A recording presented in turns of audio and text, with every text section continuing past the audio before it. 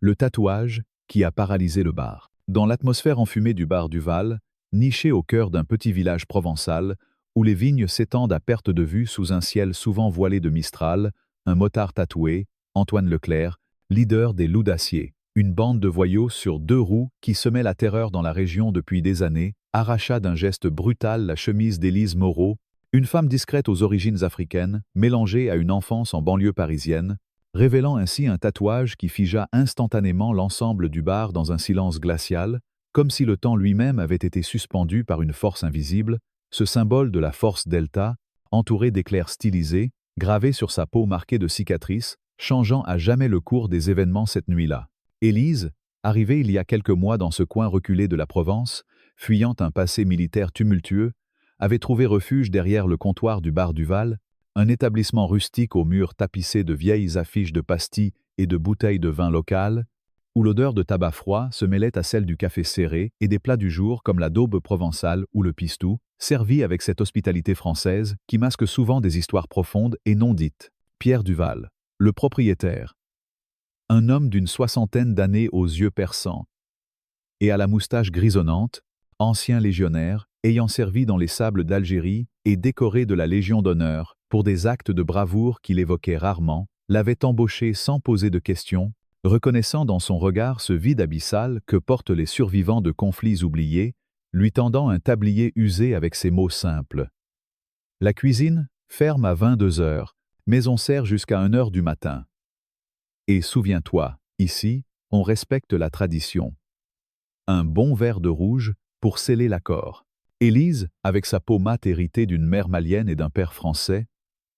se mouvait dans le bar avec une précision presque mécanique, nettoyant les tables en bois patiné par des décennies de conversations animées sur la politique locale ou les vendanges à venir, ses mains fines mais cailleuses trahissant un entraînement rigoureux, mémorisant chaque recoin du lieu comme un soldat cartographie un terrain hostile, ses yeux toujours en alerte, scrutant les entrées et sorties, les ombres qui pourraient cacher une menace, car dans son esprit, les échos des explosions au Mali résonnaient encore. Ses missions secrètes, où elle avait opéré au sein de l'élite des forces spéciales françaises, infiltrant des zones de conflit pour neutraliser des cibles hautement sensibles, sauvant des vies au prix de la sienne propre, marquées par des blessures qui n'étaient pas seulement physiques mais aussi morales, comme cette nuit où son unité avait été prise en embuscade près de Gao, perdant 2 camarades dans une fusillade impitoyable, et où elle avait dû porter le corps d'un frère d'armes sur des kilomètres sous un soleil de plomb, un souvenir qui la réveillait en sueur dans sa petite chambre au-dessus du bar, où elle traçait inconsciemment du doigt le tatouage caché sous sa manche,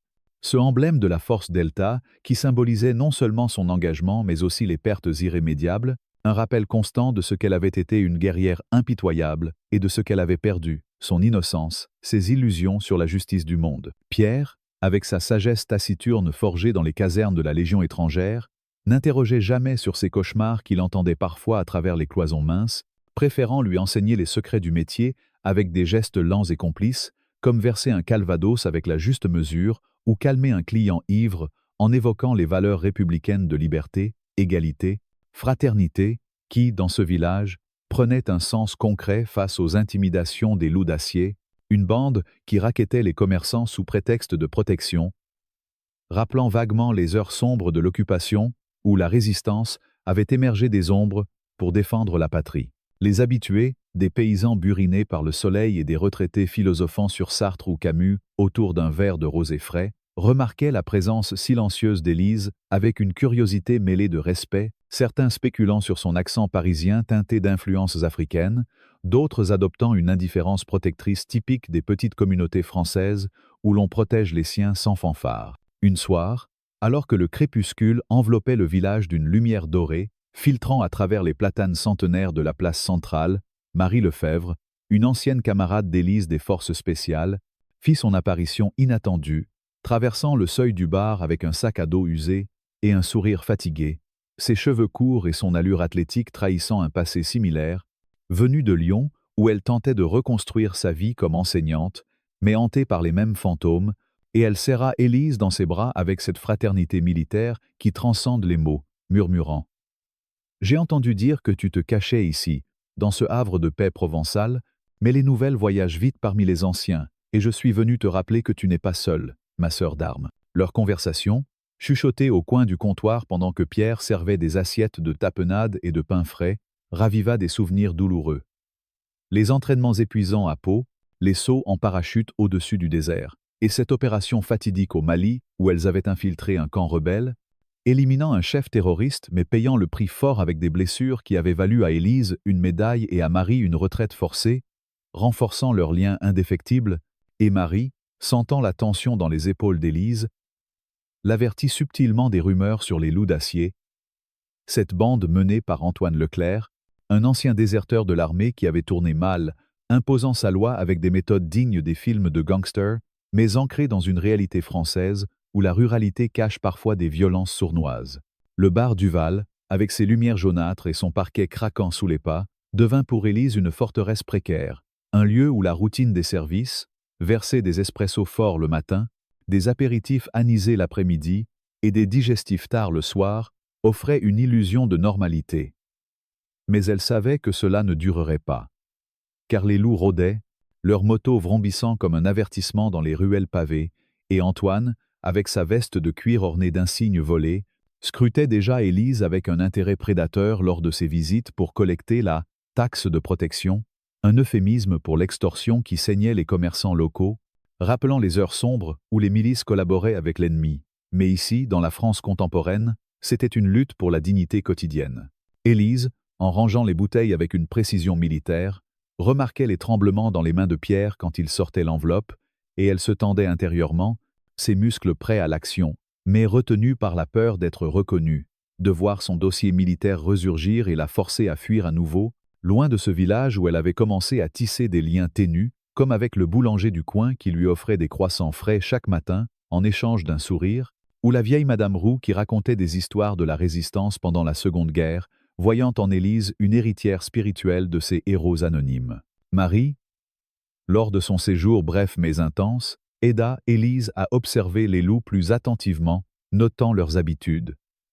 Antoine, charismatique mais cruel, flanqué de ses sbires comme le massif Henri Dubois, un ancien soldat qui cachait un doute croissant sur sa loyauté, et elles échangèrent des regards complices en voyant comment la bande intimidait les villageois, forçant Élise à revivre ses propres combats intérieurs, ces nuits au Mali où elle avait dû choisir entre la mission et la morale, tuant pour protéger, mais portant le poids des vies prises, un fardeau que la culture française, avec son humanisme voltairien, rendait encore plus lourd, car on y valorise la réflexion sur la violence autant que l'action elle-même. Le village, avec ses marchés hebdomadaires où l'on vendait des fromages de chèvre et des olives marinées, bruissait de rumeurs sur Élise, certains la voyant comme une énigme, d'autres comme une bouffée d'air frais dans ce bastion de tradition, et Pierre, en lui apprenant à préparer un vrai bouillabaisse pour les soirs spéciaux, lui confia un soir « La France, c'est comme ce plat, un mélange d'ingrédients forts qui mijotent ensemble pour créer quelque chose d'unique, et toi, Élise, tu apportes cette force delta qui pourrait bien changer la recette ici. » Mais le calme fut rompu une nuit quand les motos rugirent plus fort,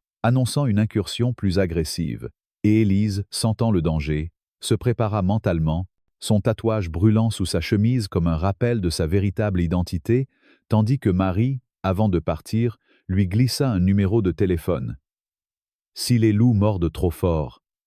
appelle-moi. On a encore des combats à mener ensemble, pour la République et pour nous-mêmes. » Les jours suivants, Élise intensifia sa vigilance, notant les allées et venues d'Antoine et de sa bande, qui imposaient leurs lois avec une arrogance qui heurtait les valeurs françaises d'égalité, rackettant non seulement le bar, mais aussi la fromagerie voisine et le café de la place, créant une atmosphère de peur diffuse, mais sous laquelle couvait une résistance naissante, inspirée par les récits historiques de la Maquis ou de la Libération, et Élise, en servant un verre de cognac à un habitué, surprit une conversation sur une possible rébellion, des mots comme « dignité » et « fraternité », flottant dans l'air chargé de fumée, la faisant réfléchir à son rôle, car elle n'était pas venue pour se battre, mais pour guérir. Pourtant le destin, comme dans les tragédies raciniennes, semblait la pousser vers un affrontement inévitable. Une après-midi pluvieuse, alors que le Mistral fouettait les volets, Marie revint brièvement pour une visite surprise, apportant avec elle des nouvelles du monde extérieur,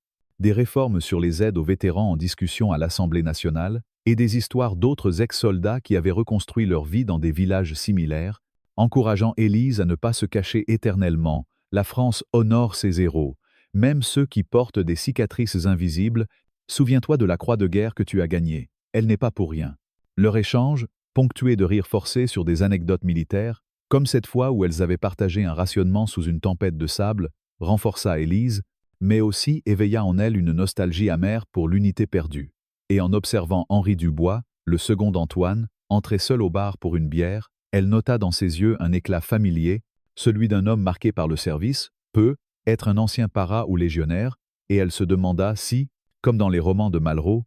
la condition humaine ne liait pas tous les combattants dans une fraternité transcendante. Pierre, sentant la tension monter, organisa une soirée spéciale avec des accords de guitare provençale et des plats régionaux comme l'aioli, invitant les villageois à se rassembler, un geste typiquement français pour renforcer les liens communautaires face à l'adversité. Et Élise, en servant les invités, sentit pour la première fois un sentiment d'appartenance, mais le rugissement des motos au loin rappelait que les loups n'étaient pas loin. Et Antoine, avec son charisme toxique, planifiait sans doute sa prochaine visite, ignorant encore que le tatouage d'Élise allait bientôt devenir le symbole d'une révolte qu'il ne pourrait contrôler. Les nuits s'allongeaient, et Élise, dans sa chambre aux murs craquelés ornés d'une vieille carte de France, relisait des lettres de sa famille dispersée, sa mère à Bamako, lui écrivant en français, mêlée de bambara sur la fierté d'avoir une fille soldat, son père, ouvrier retraité à Paris, évoquant les manifestations de 68 comme modèle de résistance, renforçant son héritage culturel hybride qui la rendait unique dans ce village homogène, et elle se surprit à rêver d'une vie normale, être ouvrir un petit bistrot un jour, mais les cauchemars revenaient, la replongeant dans les dunes maliennes, où elle avait dû prendre des décisions fatales, comme abattre un ennemi pour sauver son équipe, un acte qui hantait ses nuits, la faisant questionner la notion française de devoir et de honneur. Marie, avant de repartir définitivement, organisa une promenade dans les collines environnantes, où les oliviers centenaires murmuraient des secrets du passé, et elles parlèrent ouvertement de post-traumatisme, un sujet tabou en France, mais de plus en plus abordé grâce à des associations comme celle des anciens combattants, et Marie promit d'envoyer des ressources, des livres sur la résilience comme ceux de Boris Cyrulnik, pour aider Élise à guérir. Le bar du Val, avec ses habitués fidèles comme le vigneron qui débattait de la qualité du millésime ou la institutrice qui lisait Le Monde en sirotant un thé, devint un microcosme de la société française, où les inégalités rurales face aux bandes urbaines invasives posaient question. Et Élise, en observant Antoine de loin lors d'une de ses incursions, nota sa vulnérabilité, un homme brisé par son propre passé militaire raté, peut être un déserteur de l'opération Barkhane, et elle sentit une pitié fugace, mais vite remplacée par la détermination, car les loups menaçaient l'équilibre fragile qu'elle avait trouvé. Une semaine plus tard, lors d'une fête locale célébrant la Saint-Jean avec des feux de joie et des danses folkloriques, Élise dansa anonymement parmi la foule, sentant pour la première fois la joie simple de la vie villageoise, mais un regard échangé avec Henri Dubois, qui semblait hésiter à rejoindre ses comparses, planta la graine d'une alliance improbable, rappelant que dans la culture française, la rédemption est toujours possible, comme chez Hugo dans Les Misérables. Pierre, en fermant le bar ce soir-là, confia à Élise. Les loups hurlent,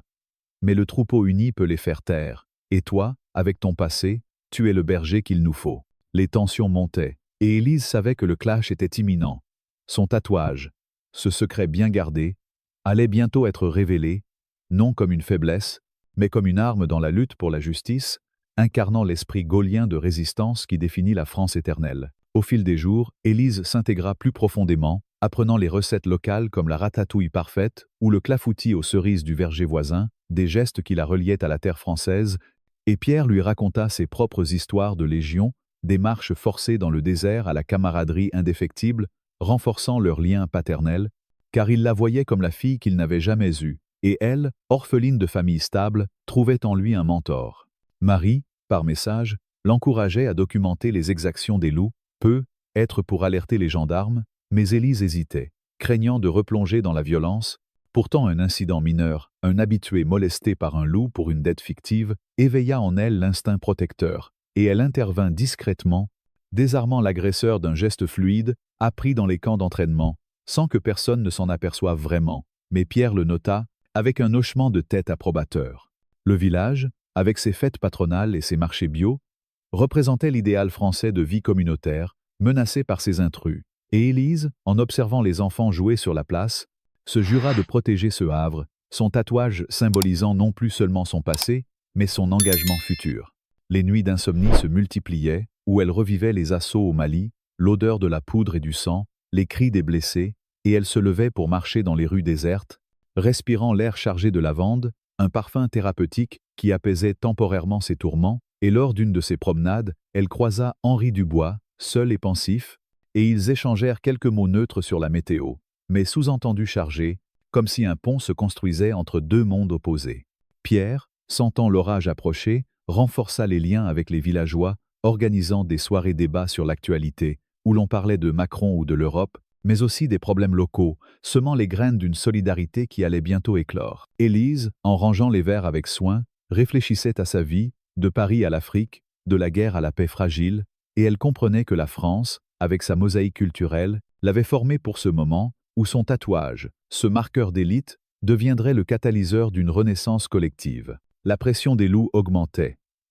Antoine exigeant plus d'argent, menaçant de briser des vitres ou pire, et Élise, en voyant Pierre trembler légèrement, sentit la rage monter, mais elle se contint, attendant le moment propice, comme on le lui avait appris dans les forces spéciales, la patience étant une vertu militaire française héritée de Napoléon. Marie, de loin, envoyait des encouragements, rappelant des anecdotes drôles comme cette fois où elles avaient chanté la Marseillaise sous une averse pour se motiver, et Élise souriait, sentant la fraternité la porter. Le chapitre se clôturait sur une note de tension, avec les motos approchant pour la confrontation fatidique, Élise prête à affronter son destin, son tatouage prêt à paralyser non seulement le bar, mais tout le village dans une révélation transformative. L'escalade des ombres. Dans les ruelles tortueuses du village provençal, où les façades ocres des maisons se dressaient comme des sentinelles muettes contre le vent du Mistral qui charriait des parfums de thym et de romarin sauvage, la tension montait imperceptiblement, comme une bouillabaisse qui mijote lentement sur un feu de bois, infusant chaque ingrédient d'une saveur intense et imprévisible. Et Élise Moreau, avec son tatouage dissimulé sous les manches de sa chemise amidonnée, sentait l'orage approcher, ses instincts aiguisés par des années de service dans les forces spéciales françaises, la mettant en alerte constante, tandis que les loups d'acier, menés par l'impitoyable Antoine Leclerc, intensifiaient leur demande de protection. Un racket déguisé qui saignait les commerçants locaux, comme un vigneron épuise ses vignes pendant les vendanges, rappelant les heures sombres de l'histoire française où les milices imposaient leurs lois par la peur, mais ici, dans cette France contemporaine, ancrée dans ses valeurs républicaines, une résistance sourde commençait à émerger, nourrie par l'esprit gaullien de liberté et de fraternité. Pierre Duval, le propriétaire du bar, avec sa moustache grisonnante et ses yeux qui en avaient vu d'autres lors de ses campagnes en Algérie, comptait les pièces dans la caisse avec des mains tremblantes, murmurant des jurons provençaux sous son souffle, car la cotisation exigée par Antoine avait doublé ce mois-ci, prétextant des « temps difficiles pour tous », une ironie cruelle dans ce village où les récoltes d'olives et de lavande suffisaient à peine à survivre face aux taxes et aux aléas climatiques, et Élise, en essuyant les verres avec une précision militaire, observait la scène, son cœur battant au rythme des souvenirs de mission au Mali, où elle avait dû négocier avec des chefs rebelles sous la menace d'armes automatiques, des négociations qui se terminaient souvent dans le sang. Mais ici, elle se retenait, craignant que son intervention ne révèle son passé et ne la force à fuir à nouveau, loin de ce havre précaire qu'elle avait trouvé. Luc Bernard, un habitué du bar, ancien combattant de la guerre du Golfe décoré de la médaille militaire pour avoir sauvé son peloton lors d'une embuscade en Irak, entra ce soir-là avec sa canne sculptée dans du bois d'olivier, son boitement rappelant les éclats d'obus qui avaient marqué sa jambe. Et il s'assit au comptoir, commandant un pastis bien frais, ses yeux vifs scrutant Élise avec une curiosité bienveillante, car il avait remarqué sa posture, cette façon de se tenir droite comme un soldat au garde-à-vous, et il engagea la conversation d'une voix rauque imprégnée d'accent du Sud. « Ma petite, on dirait que tu as vu des choses que les autres ne peuvent imaginer, comme moi à Bassora, où le sable brûlait la peau et les balles sifflaient comme des serpents. » Élise, surprise par cette perspicacité, hocha la tête sans un mot, mais Luc insista, racontant ses propres cauchemars, ces nuits où il revivait les explosions et les cris des camarades tombés, un témoignage qui résonnait avec l'humanisme français, où l'on valorise le partage des souffrances pour guérir collectivement, inspiré par des figures comme Simone Veil ou des associations d'anciens combattants qui organisent des commémorations solennelles. Pendant ce temps, à l'extérieur, les motos des loups vrombissaient comme un avertissement, et Antoine, avec sa cicatrice, barrant le visage d'un ancien accident de route qu'il arborait comme un trophée, complotait avec ses hommes dans un hangar abandonné aux abords du village, où des bouteilles de bière vides jonchaient le sol poussiéreux. Et parmi eux, Henri Dubois, son second, un ancien parachutiste ayant servi en Afghanistan avant de déraper dans la délinquance, sentait un doute grandir en lui, ses mains tatouées de symboles militaires tremblant légèrement en tenant sa cigarette, car il avait aperçu Élise et reconnu en elle cette aura d'élite, rappelant ses propres échecs à intégrer les forces spéciales, un regret qui le rongeait comme un vin amer, et il murmura à Antoine, « Cette nouvelle au bar, elle n'est pas comme les autres, elle a l'air d'une qui sait se défendre, peut-être qu'on devrait la laisser tranquille. » Mais Antoine, avec son arrogance forgée dans les rues de Marseille, balaya l'idée d'un rire gras, planifiant d'augmenter la pression pour briser la résistance du village, ignorant l'intrigue interne qui couvait, car Henri, hanté par son passé, envisageait déjà une trahison, influencé par la culture française de rédemption, où des personnages comme Jean Valjean montrent que le changement est possible. Élise, de son côté, commença à huiner discrètement certains villageois.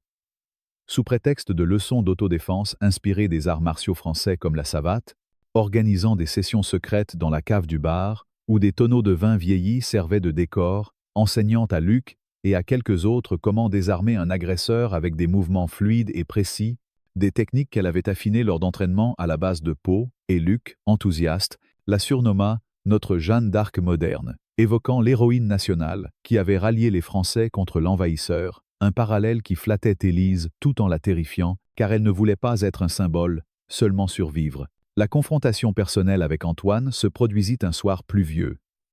Quand les loups entrèrent en force, leurs vestes de cuir dégoulinantes d'eau, exigeant le paiement immédiat,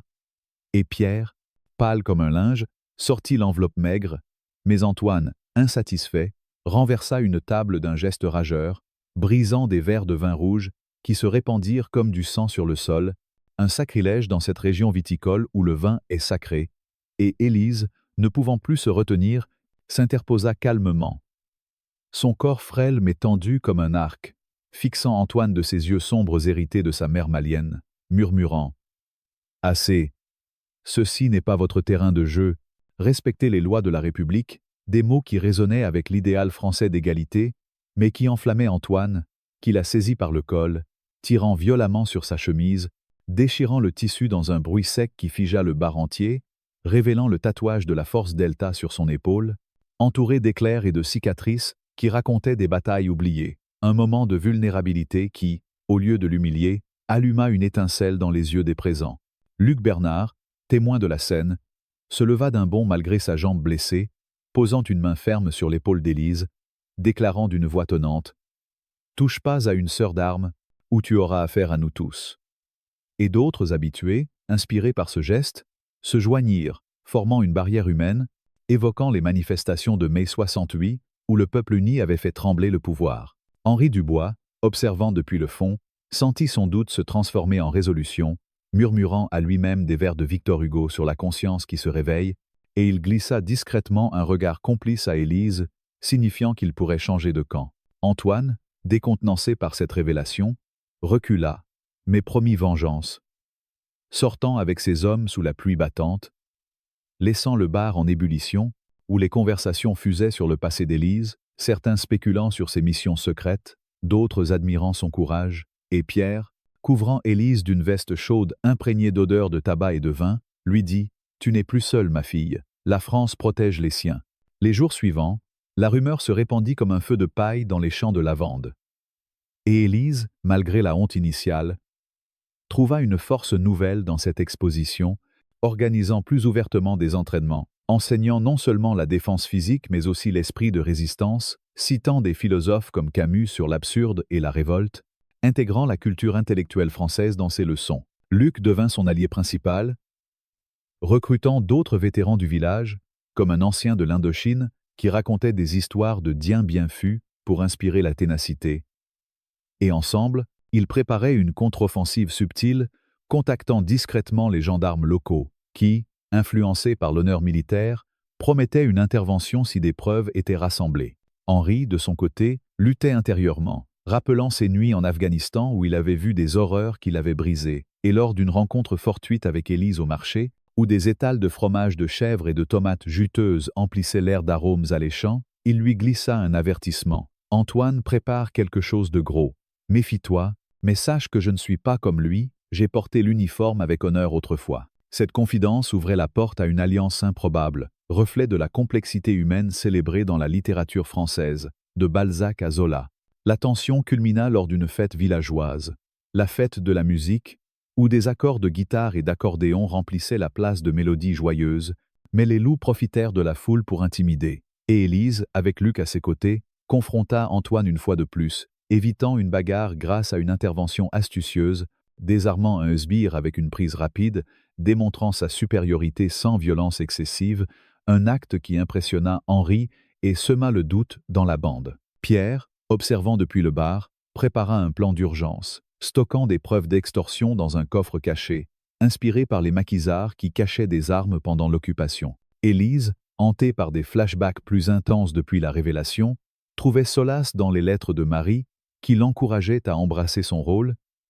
Tu es la Marianne de ce village, porte haut le flambeau de la liberté. Les villageois, unis par cette cause, organisaient des veillées où l'on chantait des chansons révolutionnaires comme le chant des partisans, renforçant l'esprit collectif. Antoine, sentant le vent tourner, accéléra ses plans, ignorant la trahison naissante d'Henri, qui contacta secrètement Luc pour proposer une rencontre. La chapitre se tendait vers le climax, avec Élise au centre, son tatouage non plus un secret, mais un étendard, symbolisant la résilience française face à l'oppression, et le village, comme une nation en miniature, se préparait à la bataille, où la fraternité triompherait de la peur. Les nuits suivantes furent agitées, Élise patrouillant discrètement les rues, son entraînement la rendant invisible dans les ombres, et elle surprit une conversation entre Antoine et ses hommes,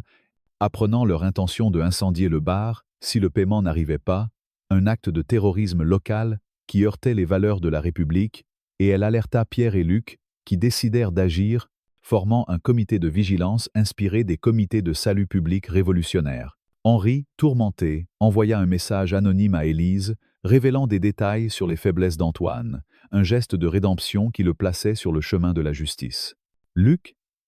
avec son expérience, organisa des tours de garde, et lors d'une confrontation mineure, Élise neutralisa un loup avec une efficacité qui stupéfia tous, renforçant sa légende naissante. Pierre, en servant un cassoulet réconfortant aux Alliés, évoqua l'unité nationale, comme dans la Grande Guerre, nous devons nous serrer les coudes. La culture française, avec ses fêtes et ses débats passionnés, servait de toile de fond à cette escalade, où chaque repas partagé, chaque verre levé, scellait des alliances. Élise, en méditant sur son tatouage, comprenait que sa vulnérabilité révélée était devenue sa force, et le village, éveillé, marchait vers la libération, prêt pour le dénouement où la vérité triompherait. La renaissance des ombres. Dans les collines parfumées de Provence, où les cigales chantaient leur hymne incessant, sous un soleil implacable qui dorait les vignes et les champs de lavande, comme dans un tableau de Van Gogh, le village tout entier vibrait d'une énergie nouvelle, une solidarité forgée dans le creuset de la peur transformée en courage collectif, rappelant les grandes heures de la résistance française pendant l'occupation, où des citoyens ordinaires s'étaient levés contre l'oppression pour défendre les idéaux de liberté, d'égalité et de fraternité inscrits au fronton de chaque mairie républicaine, et Élise Moreau, avec son tatouage de la force Delta, désormais exposé comme un étendard de victoire plutôt qu'un secret honteux, se tenait au centre de cette métamorphose, son corps marqué de cicatrices racontant non plus seulement des batailles perdues au Mali mais une guerre gagnée ici, dans ce coin reculé de France où la tradition du bon vivre, avec ses apéritifs anisés et ses longues discussions philosophiques autour d'un verre de rosé, se mêlait à une détermination farouche à reconquérir la dignité bafouée, les loups d'acier. Pierre Duval, le vieux légionnaire au cœur vaillant, observait depuis le comptoir du bar Duval cette vague de soutien qui déferlait, les villageois affluant non plus pour noyer leur peine dans un calvados, mais pour planifier une contre-offensive, des réunions impromptues se tenant au crépuscule, éclairées par des lampes à huile qui évoquaient les veillées clandestines des maquisards, et il murmura à Élise, en versant un café serré aromatisé à la cardamome hérité de ses campagnes africaines. « Ma petite, tu as allumé le feu de la révolte, comme Jeanne d'Arc ralliant les armées. Et maintenant, c'est tout le village qui porte l'armure de la République contre ces loups qui ont trop longtemps hurlé dans nos rues pavées. » Luc Bernard, avec sa canne d'olivier sculptée, et son regard acéré forgé dans les sables irakiens, prit la parole lors de l'une de ces assemblées, sa voix rauque portant l'écho des commémorations du 11 novembre, où l'on honore les poilus et les héros oubliés, déclarant « Nous ne sommes pas seuls, mes amis. La France a toujours su se dresser contre les tyrans, des Jacobins aux résistants. Et aujourd'hui, avec Élise comme notre guide, nous formerons une chaîne humaine imprenable, car la fraternité n'est pas un vain mot, elle est notre bouclier. » Sophie Martin, la médecin du village, une femme d'une quarantaine d'années aux cheveux châtains noués en chignon pratique et aux yeux verts pétillants d'intelligence,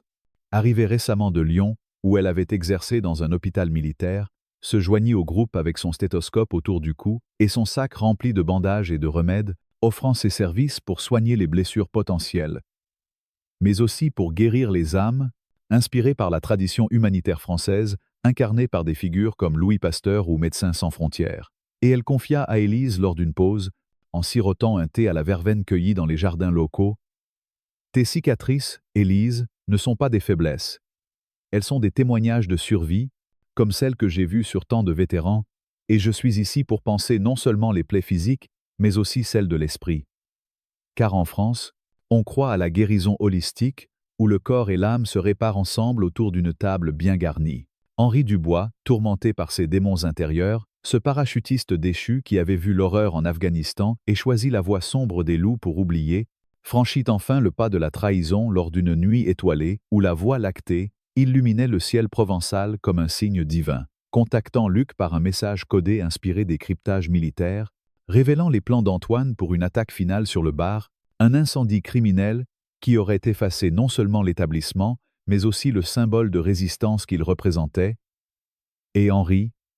les mains tremblantes sur son téléphone, murmura pour lui-même des vers de Baudelaire sur la rédemption dans les fleurs du mal, décidant que son honneur d'ancien soldat valait plus que la loyauté à un chef corrompu, un choix qui reflétait la profondeur morale de la littérature française, où les anti-héros comme Raskolnikov dans des adaptations dostoïevskiennes trouvent la lumière. La communauté, alertée par cette information cruciale, se prépara avec une ingéniosité typiquement française, mélangeant stratégie militaire et astuces paysannes, des pièges discrets faits de fils tendus dans les ruelles, des appels anonymes aux gendarmes locaux qui, fidèles à leur serment républicain, mobilisèrent une équipe d'intervention rapide, évoquant les opérations de maintien de l'ordre lors des manifestations Gilets jaunes, et Élise, en tête, organisa une embuscade subtile, utilisant ses compétences en reconnaissance pour positionner les villageois comme des sentinelles, son tatouage brillant sous la lune comme un talisman protecteur. L'affrontement eut lieu à l'aube, quand les motos des loups rugirent dans le silence matinal,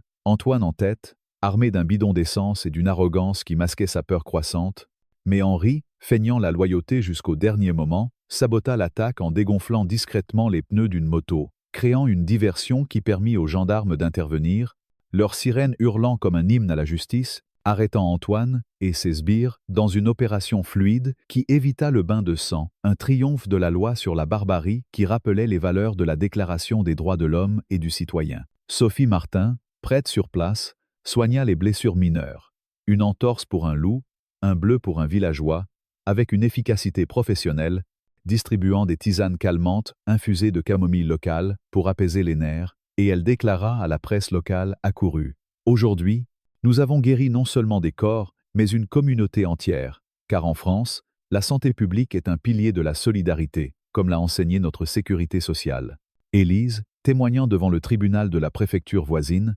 raconta son histoire avec une voix ferme mais émue, décrivant ses missions au Mali, où elle avait défendu les intérêts français contre le terrorisme, ses médailles invisibles pesant sur son cœur. Et le juge, impressionné par son dossier militaire, la félicita pour son courage, la comparant aux héroïnes de la nation comme Marie Curie qui avait bravé les dangers pour le bien commun, et son témoignage scella le sort d'Antoine, condamné à une peine ferme pour extorsion et violence, un verdict qui résonna comme une victoire pour la justice républicaine. Henri, en échange de sa coopération, bénéficia d'une peine allégée et d'un programme de réinsertion inspiré des initiatives françaises pour les délinquants repentis, trouvant un emploi au garage du village où il réparait des tracteurs avec la précision d'un ancien para, et il confia à Élise, lors d'une rencontre fortuite au marché, entouré d'étals de fruits juteux et de fromages odorants. « Merci de m'avoir montré le chemin, comme un phare dans la nuit provençale. J'ai retrouvé mon honneur grâce à toi, et maintenant, je vis pour racheter mes fautes, à la manière des personnages de Camus qui choisissent la révolte contre l'absurde. Les activités communautaires fleurirent ensuite comme les coquelicots au printemps, avec la création d'un groupe de soutien pour vétérans au bar Duval, rebaptisé le Refuge des Braves en hommage à Élise, où des soirées thématiques mélangeaient récits de guerre et dégustation de vins locaux, des discussions sur Sartre et l'existentialisme aidant à exorciser les traumas, et Sophie organisa des ateliers de thérapie par l'art, peignant des fresques murales inspirées du tatouage d'Élise, transformant les cicatrices en œuvres symboliques de résilience. Pierre, fier comme un père, fidélise sa associée officielle, signant les papiers devant un notaire avec un verre de champagne pour célébrer, évoquant la tradition des contrats scellés par un toast, et le bar devint un symbole national, attirant des journalistes de Paris qui écrivaient des articles sur cette Marianne moderne qui avait paralysé la peur par son tatouage, inspirant un mouvement plus large pour l'intégration des vétérans, avec des pétitions remises à l'Élysée pour plus d'aide psychologique. Marie Lefebvre revint pour l'inauguration du groupe, serrant Élise dans ses bras avec des larmes de joie, rappelant leur nuit sous les étoiles maliennes où elles avaient juré de se soutenir toujours. Et ensemble, elles animèrent une session où des vétérans partageaient leurs histoires, créant un lien indéfectible qui transcendait les frontières. Luc Bernard, devenu orateur régulier, racontait ses exploits au golf avec une verve provençale, agrémentée d'anecdotes drôles sur des rations militaires infâmes comparées à la cuisine française, renforçant l'humour comme arme contre le désespoir. Sophie, en partenariat avec des associations nationales, offrit des consultations gratuites, traitant des PTSD avec des méthodes inspirées de la psychanalyse lacanienne, adaptées à la culture française où l'on valorise l'introspection. Le village, transformé, organisa une fête annuelle en l'honneur d'Élise, avec feux d'artifice et danses folkloriques, où l'on chantait la Marseillaise avec une ferveur renouvelée, et Élise, contemplant son tatouage dans le miroir, comprit que sa vulnérabilité avait enfanté une force collective, un phare pour d'autres âmes brisées. Henri, intégré, aida à former des jeunes à la mécanique, transmettant des valeurs militaires positives, et le bar, avec ses murs ornés de photos de vétérans, devint un musée vivant de la résilience. Élise, enfin en paix, servait des verres avec un sourire authentique, sachant que la France, avec son héritage révolutionnaire, avait une fois de plus triomphé de l'ombre, et le tatouage, ce simple encre sur la peau, avait paralysé non seulement un bar, mais un système entier d'oppression, laissant place à l'espoir éternel de la République. Les mois suivants virent une expansion du mouvement, avec des antennes dans les villages voisins, des conférences sur la réinsertion des soldats inspirées par Élise, et même une invitation à l'Assemblée nationale où elle parla devant des députés, citant Voltaire sur la tolérance et Rousseau sur le contrat social, plaidant pour plus de soutien aux vétérans multiculturels comme elle, issus d'un mélange franco-malien qui enrichissait la nation. Pierre, en retraite partielle, écrivait ses mémoires, dédicaçant le livre à Élise comme à une fille adoptive, et Sophie, amoureuse secrètement de Luc, forma un couple qui symbolisait la guérison. Marie organisa des voyages pour vétérans en Provence, transformant le village en sanctuaire. Henri, racheté, fonda une association contre la délinquance juvénile. Utilisant son passé comme leçon, le tatouage d'Élise, photographié pour des campagnes nationales, devint icône de courage, et elle, humble, continuait à servir, sachant que la vraie victoire était dans la fraternité quotidienne, comme un bon vin qui s'améliore avec le temps. La fin du chapitre, et de l'histoire, se clôt sur une note optimiste, avec Élise marchant dans les vignes au lever du soleil, sentant la brise du Mistral caresser sa peau, son tatouage un rappel que les ombres se dissipent face à la lumière collective de la France éternelle. Dans l'histoire vibrante et poignante du tatouage qui a paralysé le bar, nous sommes plongés dans un village provençal où la lumière dorée du soleil caresse les champs de lavande et où les valeurs françaises de liberté, d'égalité et de fraternité se heurtent à l'ombre oppressante d'une bande de motards, les loups d'acier. À travers le personnage d'Élise Moreau, une ancienne soldate des forces spéciales portant un tatouage de la force Delta, cette histoire n'est pas seulement un récit de résistance face à l'injustice, mais aussi une méditation profonde sur la résilience, la rédemption et la force de la communauté. En tant que Français, nous sommes imprégnés d'une culture qui célèbre l'héritage des héros comme Jeanne d'Arc, les idéaux révolutionnaires de 1789 et la solidarité des résistants pendant l'occupation. Cette histoire résonne avec ses valeurs, et ces leçons peuvent être appliquées à nos vies quotidiennes, que ce soit dans les rues animées de Paris, les marchés colorés de Provence ou les bureaux modernes de Lyon. Analysons les enseignements tirés de ce récit et voyons comment ils peuvent nous guider dans notre quête d'une vie plus riche et plus significative, tout en restant fidèles à l'esprit humaniste et communautaire de la France. D'abord, l'histoire d'Élise nous enseigne la puissance de la vulnérabilité assumée. Son tatouage, initialement un secret qu'elle cachait pour échapper à son passé militaire tumultueux, devient, lorsqu'il est révélé par un acte brutal, un symbole de force qui galvanise tout un village. Ce moment clé, où la honte se transforme en dignité, reflète une vérité universelle. Nos blessures, qu'elles soient physiques comme les cicatrices d'Élise, ou émotionnelles comme les cauchemars qui la hantent, peuvent devenir des sources d'inspiration pour autrui. En France, où la culture valorise l'introspection à travers des penseurs comme Sartre ou Camus, accepter ses failles est un acte de courage. Dans nos vies, nous pouvons appliquer cette leçon en osant partager nos luttes personnelles. Qu'il s'agisse d'un échec professionnel,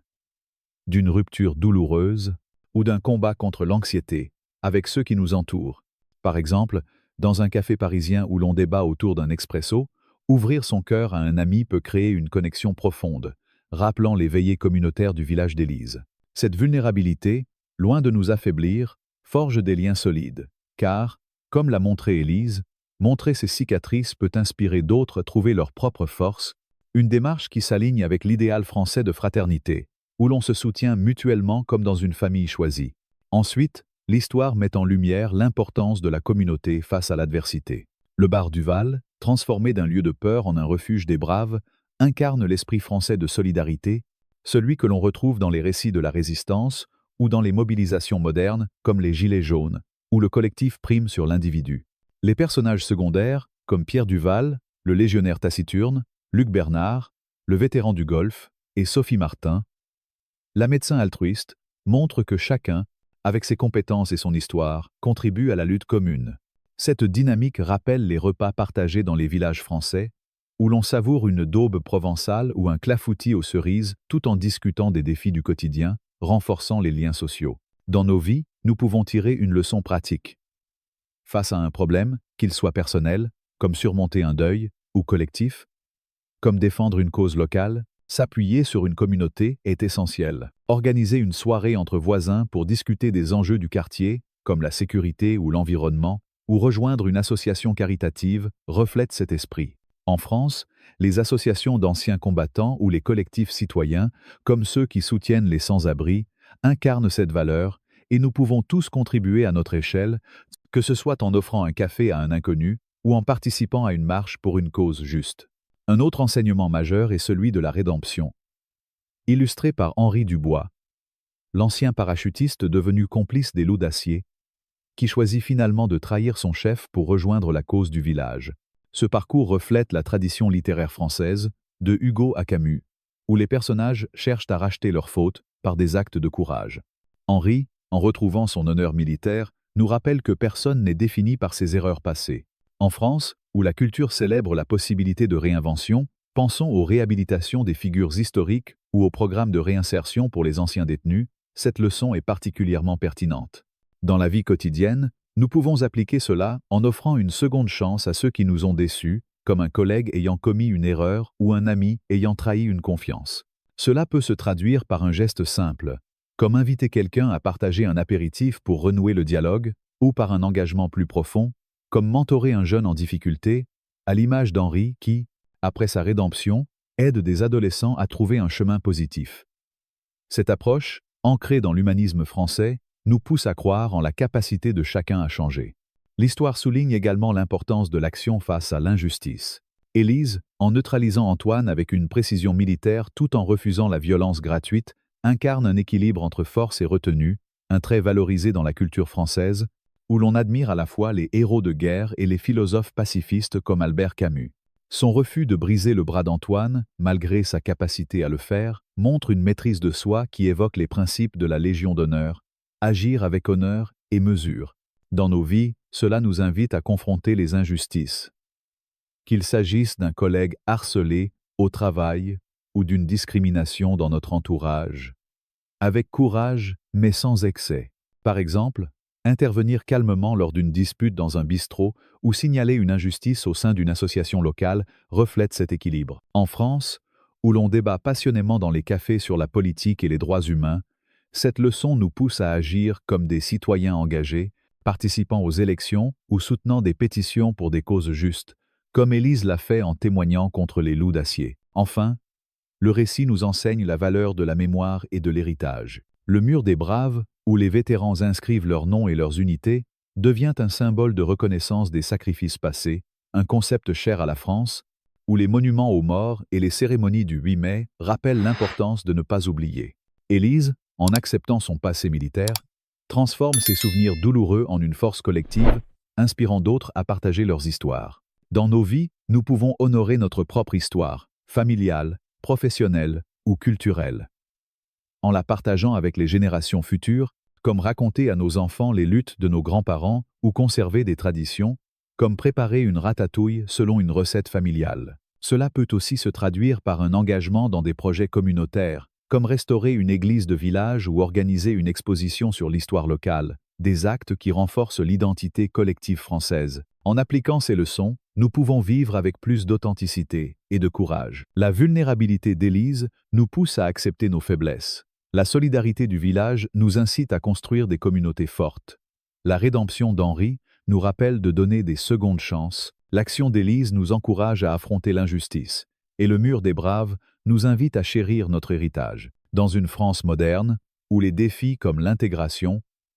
la crise économique ou les tensions sociales persistent, ces principes sont des boussoles. Que ce soit en organisant un dîner avec des voisins pour renforcer les liens, en soutenant une cause via une association, ou en partageant nos luttes personnelles autour d'un verre de vin, nous pouvons incarner l'esprit d'Élise, transformant nos cicatrices en symboles de résilience et d'espoir. Si cette histoire du tatouage qui a paralysé le bar vous a touché, si elle vous a inspiré à regarder vos propres cicatrices comme des forces ou à vous engager dans votre communauté, alors montrez votre soutien. Cliquez sur le bouton « J'aime » pour célébrer cette ode à la résilience française. Partagez ce vidéo avec vos amis pour répandre l'esprit de fraternité qui nous unit et abonnez-vous à notre chaîne pour ne manquer aucune de nos histoires qui capturent l'âme de la France, de ses villages provençaux au boulevard parisien. Laissez un commentaire ci-dessous. Dites-nous d'où vous regardez. Partagez une leçon que vous avez apprise ou une histoire personnelle qui fait écho à celle d'Élise. Ensemble, comme les villageois du Bar du Val, faisons vivre la solidarité et l'espoir, un clic, un partage, une parole à la fois. Vive la France, vive la communauté,